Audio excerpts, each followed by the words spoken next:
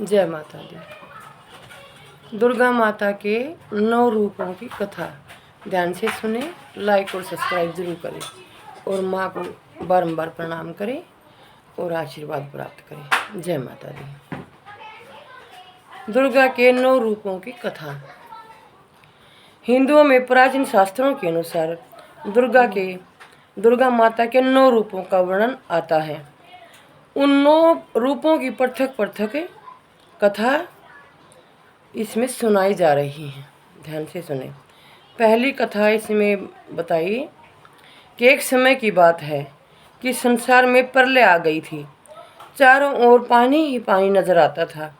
उस समय भगवान विष्णु की नाभि से कमल की उत्पत्ति हुई। उस कमल से ब्रह्मा जी की उत्पत्ति हुई। इसके अतिरिक्त भगवान विष्णु के कानों से कुछ मैल निकला था।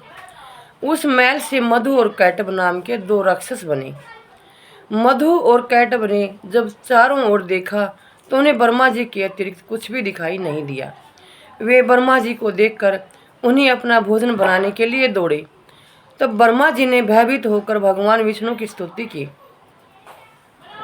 ब्रह्मा जी की स्तुति से विष्णु भगवान की नींद खुल गई और उनकी आंखों में निवास करने वाली महामाया लोप हो गई। भगवान विष्णु के जागते ही मधु और कैटभ उनसे युद्ध करने लगे। कहते हैं यह युद्ध 5000 वर्ष तक चलता रहा। अंत में महामाया ने महाकाली का रूप धारण कर इन दोनों राक्षसों की बुद्धि को बदल दिया। वे दोनों असुर भगवान विष्णु से कहने लगे, हम तुम्हारे युद्ध कौशल से बहुत प्रसन्न हैं। तुम जो चाहे वर मांग लो। भगवान विष्णु ने कहा कि यदि तुम कुछ देना चाहते हो तो यह वर दो कि दैत्यों का नाश हो। उन्होंने तथास्तु कह दिया। इस प्रकार महाबली दोनों दैत्यों का नाश हो गया। जय माता दी। दूसरी कथा माता की। प्राचीन काल में महिषासुर नाम का एक दैत्य था। उसने समस्त राजाओं को हराकर पृथ्वी और पाताल पर अधिकार कर लिया। स्वर्ग पर अधिकार करने के लिए उसने देवताओं पर चढ़ाई कर दी। देवताओं ने अपनी रक्षा के लिए भगवान विष्णु और भगवान शंकर की स्तुति की। उनकी स्तुति से भगवान शंकर और भगवान विष्णु जी प्रसन्न हुए। उनके शरीर से एक तेज पुंज निकला जिसने महालक्ष्मी का रूप धारण कर लिया। इन्हीं माँ लक्ष्मी ने महिषासुर दैत्य को युद्ध में परास्त कर देवताओं के कष्टों को दूर किया। माता की तीसरी कथा जो चामुंडा के नाम से है। एक समय की बात है कि शुंभ और निशुंभ नामक 2 राक्षस इस संसार में पैदा हुए। वे इतने बलशाली थे कि पृथ्वी एवं पाताल के सब राजा उनसे हार गए। अब उन्होंने स्वर्ग पर चढ़ाई कर दी। देवताओं ने भगवान विष्णु की स्तुति की। उनकी स्तुति करने पर विष्णु जी के शरीर से एक ज्योति प्रकट हुई जो चामुंडा थी। वह बहुत ही रूपवान थी। उनके रूप पर मुग्ध होकर शुंभ निशुंभ ने सुग्रीव नाम का दूत देवी के पास भेजा कि वह हम दोनों में से किसी एक के साथ विवाह कर ले। उस दूत को देवी ने यह कहकर वापस भेज दिया कि जो मुझे युद्ध में परास्त करेगा उसी के साथ विवाह करूंगी। दूत के मुंह से यह समाचार सुनकर उन दोनों ने पहले युद्ध के लिए अपने सेनापति धूम्राक्ष को आक्रमण के लिए भेजा। धूम्राक्ष सेना सहित मारा गया। इसके बाद चंडमुंड लड़ने आए। चंडमुंड भी देवी द्वारा मारे गए। अब रक्त बीज लड़ने आया। उसके शरीर से रक्त की एक बूंद जमीन पर गिरने से एक वीर पैदा हो जाता था। इस पर देवी ने रक्त बीज के शरीर से निकले खून को अपने खप्पर में लेकर पी लिया। इस प्रकार रक्त बीज भी मारा गया। अंत में शुंभ निशुंभ लड़ने आए और देवी के हाथों मारे गए। सभी देवता दैत्यों की मृत्यु से बहुत खुश हुए।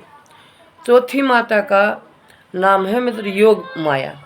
जब कंस ने वासुदेव देवकी के 6 पुत्रों का वध कर दिया तो 7वें गर्भ के रूप में शेषनाग के अवतार बलराम जी आए, जो रोहिणी के गर्भ में स्थानांतरित होकर प्रकट हुए। तब 8वें गर्भ में श्री कृष्ण भगवान प्रकट हुए। उसी समय गोकुल में यशोदा जी के गर्भ से योग माया का जन्म हुआ। वासुदेव जी श्री कृष्ण को गोकुल छोड़ आए और बदले में योग माया को वहां से ले आए। जब कंस ने कन्या रूपी योग माया को पटक कर मारना चाहा तो वह उसके हाथ से छूटकर आकाश में चली गई और देवी का रूप धारण कर लिया। आगे चलकर इसी योग माया ने श्री कृष्ण के हाथों योग विद्या और महाविद्या बनकर कंस, चाणूर आदि शक्तिशाली असुरों का संहार कराया।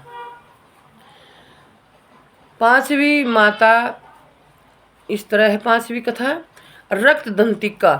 एक बार वेपरचिति नाम के असुर ने बहुत से कुकर्म करके पृथ्वीवासियों और देवलोक में देवताओं का जीवन दूभर कर दिया। देवताओं और पृथ्वीवासियों की प्रार्थना पर दुर्गा देवी ने रक्तदंतिका नाम से अवतार लिया। देवी ने वेपरचिति आदि असुरों का रक्त पान करके मान मर्दन कर डाला। देवी के रक्त पान करने के कारण इसका नाम रक्तदंतिका पड़ा। 6ठी माता शाकुंभरी। एक समय की बात है कि पृथ्वी पर सूखा पड़ गया। 100 वर्ष तक वर्षा नहीं हुई। चारों ओर सूखे के कारण हाहाकार मच गया। वनस्पति सूख गई। उस समय वर्षा के लिए मुनियों ने मिलकर भगवती देवी की उपासना की। तब माँ जगदम्बा ने पृथ्वी पर शाकुंभरी नाम से स्त्री रूप में अवतार लिया और उनकी कृपा से पृथ्वी पर जल की वर्षा हुई। इससे पृथ्वी के समस्त जीव जंतुओं और वनस्पतियों को जीवन दान मिला। 7वीं माता श्री दुर्गा देवी। एक बार दुर्गम नाम के राक्षस के अत्याचारों से पृथ्वीवासी, पाताल निवासी एवं देवताओं में हाहाकार मच गया। ऐसी विपत्ति के समय में भगवान की शक्ति दुर्गा ने अवतार लिया। दुर्गा ने दुर्गम राक्षस का संहार करके पृथ्वी के रहने वालों तथा देवताओं को इस विपत्ति से छुटकारा दिलाया। दुर्गम राक्षस को मारने के कारण ही तीनों लोकों में इनका नाम दुर्गा देवी प्रसिद्ध हो गया। 8वीं माँ भ्रामरी नाम से। ध्यान से सुने। एक बार अरुण नाम के असुर के अत्याचार इतने बढ़ गए कि वह स्वर्ग में रहने वाली देव पत्नियों के सतीत्व को नष्ट करने की कुचेष्टा करने लगा। अपने सतीत्व की रक्षा के लिए देव पत्नियों ने भौरों का रूप धारण कर लिया और दुर्गा देवी से अपने सतीत्व की रक्षा के लिए प्रार्थना करने लगी। देव पत्नियों को दुखी जानकर उनके उद्धार हेतु दुर्गा ने भ्रामरी का रूप धारण कर अरुण असुर का सेना सहित संहार किया। यानी ब्राह्मणी, यानी जिसको हमें गोंदनी भी कह दिया करें और ये जो मिट्टी का घर बनाया करें, इन कुमड़ी भी कह दिया करें। 9वीं चंडिका। एक बार की बात है कि पृथ्वी लोक में चंड और मूंड नामक 2 राक्षस पैदा हुए।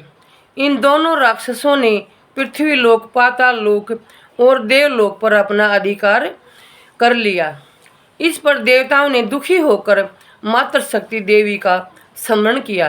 देवताओं की स्तुति से प्रसन्न होकर देवी ने चंड मूंड राक्षसों का विनाश करने के लिए चंडिका के रूप में अवतार लिया। जय माता। 9 माताओं की सदा ही जय।